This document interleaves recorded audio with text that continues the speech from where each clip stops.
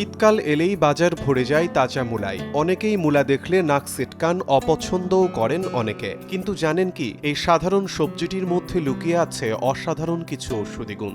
আবার অতিরিক্ত মূলা খেলে হতে পারে মারাত্মক ক্ষতিও। চলুন জেনে নিই মূলার উপকারিতা এবং অপকারিতা সম্পর্কে। মূলায় রয়েছে প্রচুর প্রয়োজনীয় ভিটামিন, খনিজ, অ্যান্টিঅক্সিডেন্ট এবং খাদ্য আঁশ। প্রতি ১০০ গ্রাম মূলায় ৯২.৭ গ্রাম জলীয় অংশ, ০.৫ গ্রাম খনিজ পদার্থ, ০.৬ গ্রাম আঁশ এবং ২৮ কিলোক্যালোরি খাদ্যশক্তি, ১.৩ গ্রাম আমিষ, ০.১ গ্রাম চর্বি, ৫.৪ গ্রাম শর্করা, ১০ মিলিগ্রাম ক্যালসিয়াম, ০.৫ মিলিগ্রাম লৌহ, ০.৪৩ milligram vitamin B one, ৩৪ milligram vitamin C এবং অল্প পরিমাণে ভিটামিন বি2 রয়েছে। শ্বাসকষ্ট কমাতে মূলার রস। মূলার রস ফুসফুসে জমে থাকা মিউকাস ভেঙে দেয়, কফ পাতলা করে এবং শ্বাসনালী পরিষ্কার রাখে। নিয়মিত মূলার রস খেলে শ্বাস নিতে কষ্ট কমে, হাঁপানি ও অ্যালার্জির উপসর্গও অনেকটা হালকা হয়। বিশেষ করে ঠান্ডা লাগলে মূলার রস খুবই উপকারী। ক্যান্সারের ঝুঁকি কমাতে সাহায্য করে।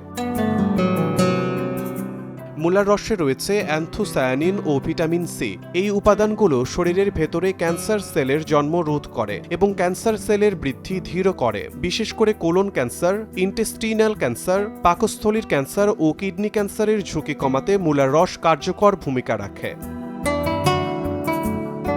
এছাড়াও মূলা লিভার পরিষ্কার রাখতে সাহায্য করে, রক্ত পরিশোধন করে, হজম শক্তি বাড়ায় এবং শরীরের রোগ প্রতিরোধ ক্ষমতা বৃদ্ধি করে। নিয়মিত মূলা খেলে ত্বক পরিষ্কার ও উজ্জ্বল থাকে। অতিরিক্ত মূলা খেলে যে বিপদ হতে পারে। সব ভালো জিনিসই পরিমাণ মতো খাওয়া উচিত, মূলার ক্ষেত্রেও তাই। অতিরিক্ত মূলা খেলে কিডনিতে পাথর হওয়ার আশঙ্কা বাড়ে, হজমের সমস্যা দেখা দিতে পারে। মূলায় থাকা কিছু উপাদান থাইরয়েড গ্রন্থির উপর প্রভাব ফেলে, তাই থাইরয়েড রোগীদের অতিরিক্ত মূলা এড়িয়ে চলাই ভালো। এছাড়া মূলা রক্তে শর্করার মাত্রা প্রভাবিত করতে পারে, ফলে ডায়াবেটিস থাকলে বেশি মূলা খাওয়া ঠিক নয়। কিভাবে খাবেন?